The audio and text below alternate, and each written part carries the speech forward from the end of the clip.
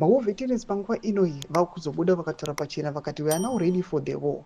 Vava ready aiwa netoppling yatiri kuona kuti yakamboitika nemaevents akamboitika aiwa makore apfuura kunana 2017 uko. Panguva inoi vakomana ndozvava kutaura manje.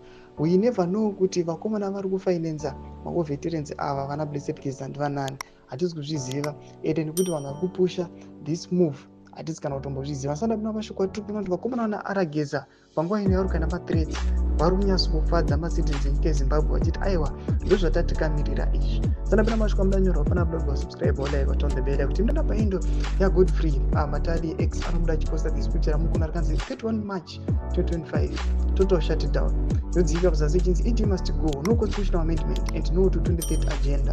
Tipinda panapa anouya nyora achiti number 1 ZANU-PF must go, number 2 no to constitutional amendment, and number 3 transitional authority should take over the country and follow a people-driven post-ZANU-PF reconstruction and reconciliation plan, whose views are being collected by ZZPP as mandated by the people.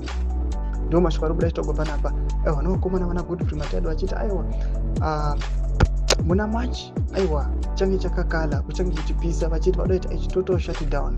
Kana vakomana vakaramba vari pamajenda avo vari kutaura kuda kuramba vachiita unconstitutional amendments, panapa vari kuva vachiti 31 March we are going to cause a total shutdown.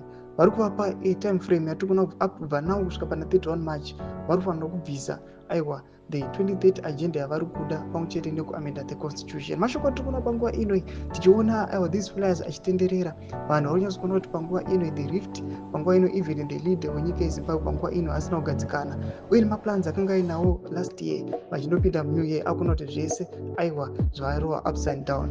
Tunze mafunguro enyu munoti pamusoro pechiitwe ichi. Pinda comment section medu, subscribe or like, turn on the bell icon.